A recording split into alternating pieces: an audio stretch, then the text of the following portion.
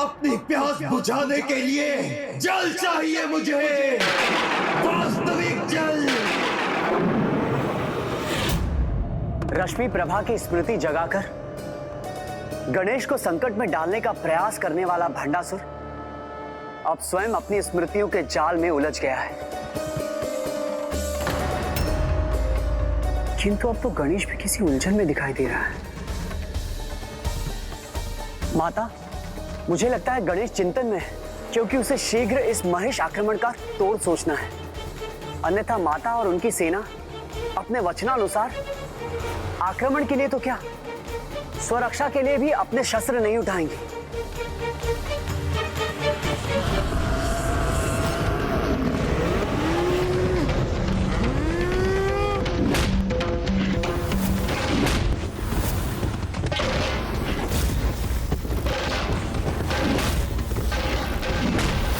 माताएं इस प्रकार कब तक अपनी रक्षा कर सकेंगी?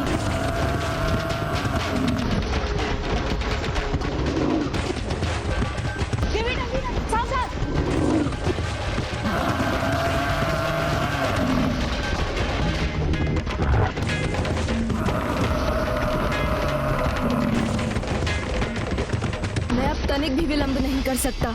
किंतु ये अस्त्र क्या है? इसका तोड़ क्या है? कुछ समझ नहीं पा रहा हूं मैं।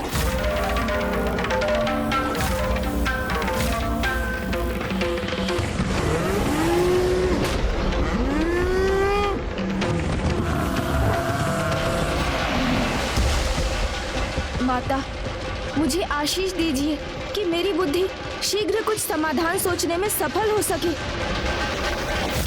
स्थिर भाव, स्थिर भाव, स्थिर भाव।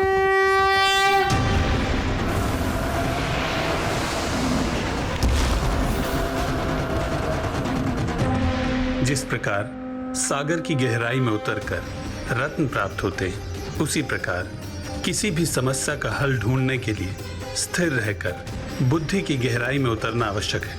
इसीलिए माता ने पुत्र गणेश को स्थिर रहने का आशीर्वाद दिया है।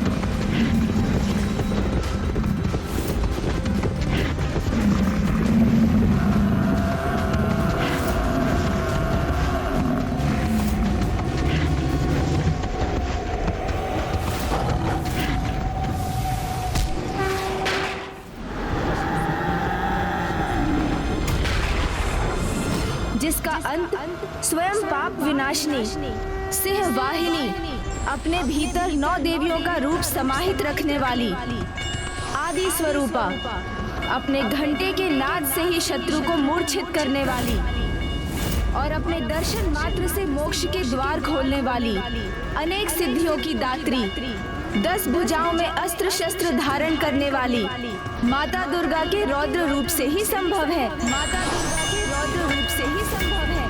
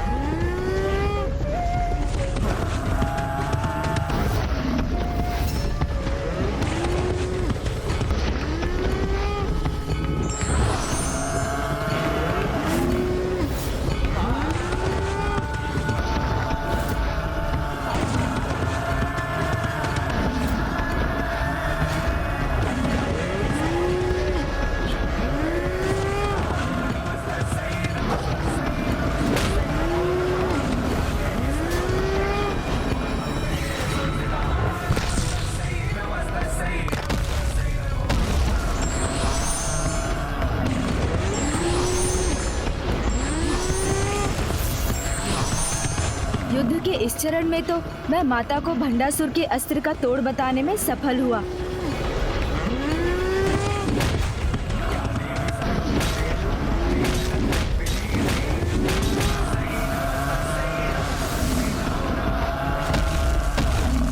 मेरा ये महेश आक्रमण व्यर्थ कैसे हो सकता है? नहीं भंडासुर, तुम असफल कदापि नहीं हो सकते।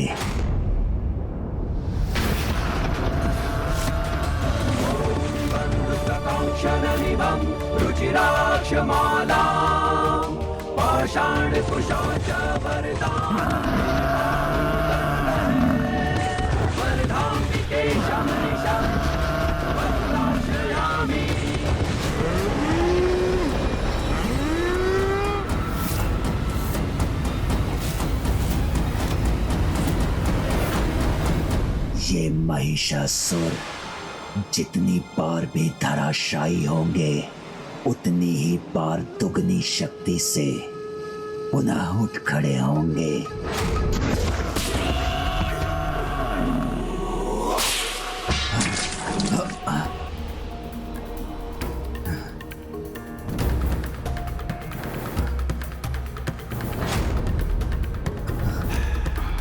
किंतु ये रक्त किसने गिराया? कौन है जो मुझे प्रताड़ित करने का प्रयास कर रहा है? पिताजी इधर देखिए, मेरी ओर, मैं यहाँ हूँ।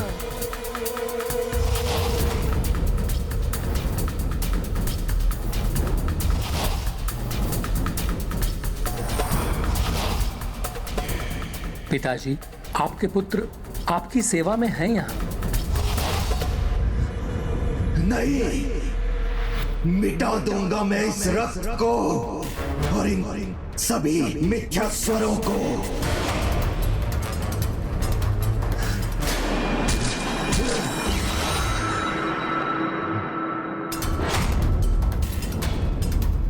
पुत्र, पुत्री, पत्नी, भ्राता, किसी का कोई मूल्य नहीं है मेरे लिए। मुझे तो बस अपनी विजय चाहिए, जिसे कोई टाल नहीं सकता, स्वयं गणेश जी भी नहीं।